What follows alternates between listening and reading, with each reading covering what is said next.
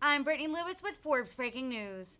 Senator Mike Lee addressed the continued baby food shortage plaguing the U.S. on the Senate floor Thursday. He called the White House's response to the crisis, quote, inexcusable. Lee introduced the Formula Act as a way to combat the shortage. The Utah senator said, quote, keeping American infants fed should be one of the least controversial proposals imaginable. Here's more from Senator Mike Lee. Mr. President, in recent weeks, American moms and dads have been scouring supermarkets and drugstores looking for baby formula. Parents are desperate to feed their infants and repeatedly check brick and mortar and online stores, ask family and friends to purchase and ship formula wherever they might be, purchase mother's milk online, and even hospitalize their babies in some instances because they can't find formula. The situation is worse still for those parents who need specialty formula for babies with medically required diets. What parents experience today is rightly called a formula crisis. In one of the most stressful times of life, the parents of newborns are left in an unimaginable position.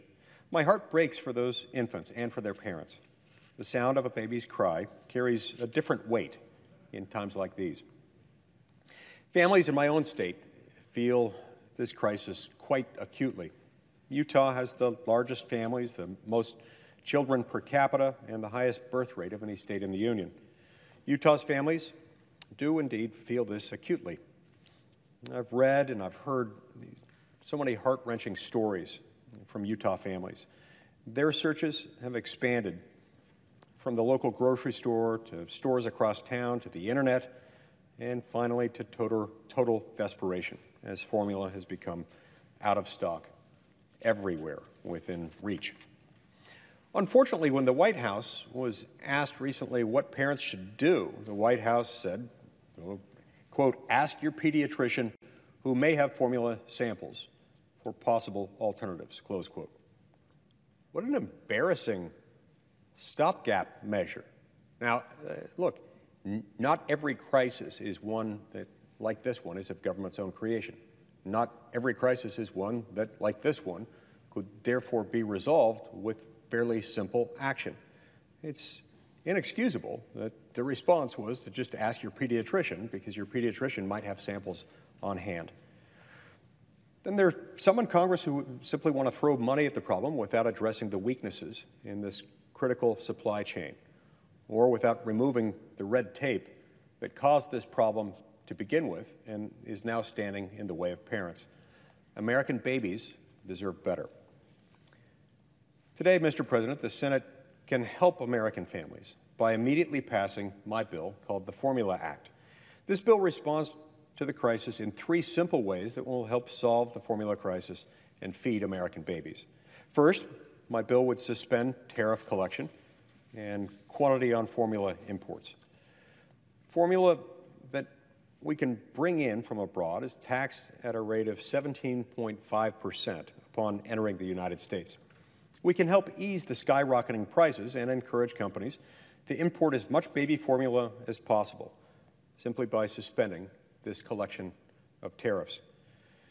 Second, my bill would temporarily allow formula imports from a number of safe countries, like those in Europe, from which we're comfortable importing pharmaceutical products. This will allow us to access plentiful and safe formula supplies coming from abroad and meet the needs that we have today. Finally, my bill would allow WIC recipients to buy imported brands of formula with WIC vouchers. Under the current system, most WIC parents can buy only a specific brand, the brand listed on the voucher label, which in many circumstances might be unavailable. My bill will allow these parents to buy from available stock and feed their children. Mr. President, keeping American infants fed should be one of the least controversial proposals imaginable. American babies are going hungry, and the federal government is standing in the way. My Formula Act will help solve the formula crisis and make sure American babies do not go unfed. I'm pleased to be joined in this effort by Senators Grassley, Daines, Cassidy, and Wicker. This bill has the support of a number of outside groups and countless Americans. We can help solve this crisis today. We can make sure American babies' cries do not go unanswered. We must pass the Formula Act. And to that end, Mr. President, I ask unanimous consent that the Senate proceed to the immediate consideration of S. 4261, which is at the desk. Mr. President. I further ask that the bill be considered read a third time and passed, and that the motion to reconsider be considered made and laid upon the table. Is there objection? Mr. President. The senator for Washington. Mr. President, reserving the right to object. As a mom and grandmother, I share my colleagues' deep concern about the infant formula shortage, but I have concern with the senator's proposal to address it, and so I will be offering the Senate an alternative here in just a moment that addresses those concerns while building on common ground and the need to end this shortage. So I object to the senator's proposal and seek recognition to offer my proposal. Objection is heard. Mr. President. Senator for Washington. Mr. President, as a mom and grandmother, I share my colleagues' concern about this infant formula shortage, and I've been pressing the FDA and infant formula manufacturers for answers and actions on this, going back to when the Abbott recall was first announced back in February. And I'm glad the Biden administration is taking some action to address this crisis. FDA's announcement earlier this week to make it easier to import baby formula during this crisis, and President Biden's announcement yesterday that he will use the Defense Production Act to bring more formula to market, because I want to see formula back on the shelves as soon as possible. But I also want parents to know the formula that they are giving their child is safe, which is why I have serious concerns about the broad waivers of FDA authority in the bill that was just offered. For example, waiving the nutrient requirements for infant formula.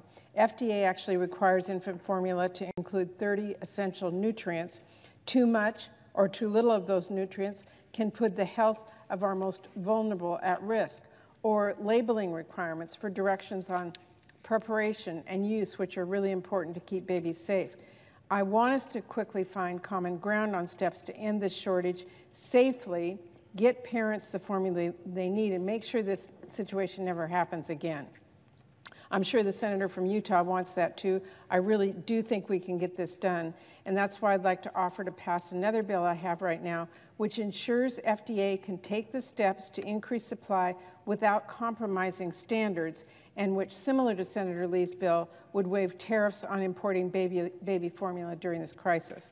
And I do want to continue working on other bipartisan steps here. I know that Senator Stabenow and Senator Boozman are working on legislation at this very moment to make adjustments to the WIC program, similar to another part of Senator Lee's effort that I think is also crucial. So while I have concerns with how some of the proposals to waive FDA authority will make it harder for FDA to keep babies safe, I think there is a bipartisan path forward for some of these ideas, and I urge Senator Lee to work with me and our colleagues to find that. But right now I ask unanimous consent that the Senate proceed to the immediate consideration of my bill, which is at the desk, to temporarily allow the importation of infant formula free of duty and free of quantitative limitation, and to require the Food and Drug Administration to issue guidance related to increasing the supply of infant formula. And I further ask that the bill be considered read a third time and passed, and that the motion to reconsider be considered and laid upon the table. Is there objection? Mr. President. Senator for Utah. Reserving the right to object, I appreciate the remarks and the shared enthusiasm that my friend and colleague, the distinguished senator from Washington, has expressed, a shared vision that we have for wanting to protect American babies. I'm also disappointed that she's objected to a reform that would put direly needed infant formula onto shelves and into the hands of millions of Americans in need. This is not, of course, a time for political wins. It's a time for solutions. And it can't be ignored that big government has, in fact, caused the shortage and the crisis involving baby formula. If we walk away from this current crisis and we somehow try to attribute its causes simply to inflation and supply chain disruptions, we will have missed out on a bigger picture involving how government regulations have contributed to the outcome. If there were not serious prohibitions and restrictions on trade, we would have a far larger baby formula import market. But because the FDA and other health regulators arbitrarily decided that other countries' standards for mixtures were not suitable for American infants, foreign products have been excluded from our grocery shelves at a time when we need them the very most. Now, make no mistake, the Abbott recall was not the cause of this shortage, but rather the culminating event of a long brewing storm. Unless we reshape our regulatory environment, we will continue to lack the formula that parents need to feed their children. The counteroffer that my colleague has presented today does three things. First, it fails to actually put formula into the hands of Americans. Second, it empowers the very actors that have created the shortage through overregulation. And lastly, it fails to make any reforms to the WIC program. This proposal by my colleague misses the mark, and on that basis, I object and would like to offer a counterproposal. Objection is heard. Mr. President. Senator for Utah. And so, although I object, as I stated previously, this is not the time for political wins. It's the time for solutions. So I'd like to present a counteroffer to my colleague's proposal. I believe an agreement on meaningful solutions can and should be reached. This bill would incorporate provisions passed by the House yesterday, enabling WIC recipients to buy formula by granting the Secretary of Agriculture the permanent flexibility to waive certain WIC requirements. Additionally, this bill would incorporate my colleague's waiver on the tariffs on infant formula and import quantity restrictions. Further, it would waive the excessive regulations on infant formula that have made it possible for safe formula to be available to American families in need, and making it impossible rather than possible. And so to that end, Mr. President, I ask unanimous consent that the Senate proceed to the immediate consideration of S. 4262, which is at the desk. I further ask that the bill be considered read a third time and passed, and that the motion to reconsider be considered made and laid upon the table.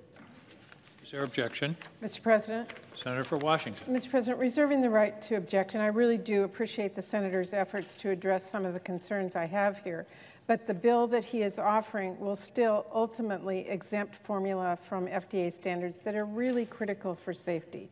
We owe it to parents to know that when they purchase formula, it is safe. So I would like to keep working with Senator Lee and our colleagues to make progress on this as soon as possible. I hope we can continue to do that, but at this point I object. Mr. President. Senator for Utah. It's important to note here that nothing in my proposal would put formula on the shelves that is not safe. By opening up some of the import restrictions and the regulatory restrictions, it adheres still to the same safety standards that we rely on. It does allow for the importation of some product from other countries that we've deemed sufficiently safe that we allow their imports in the pharmaceutical arena. There's no reason we can't do that here. Thank you.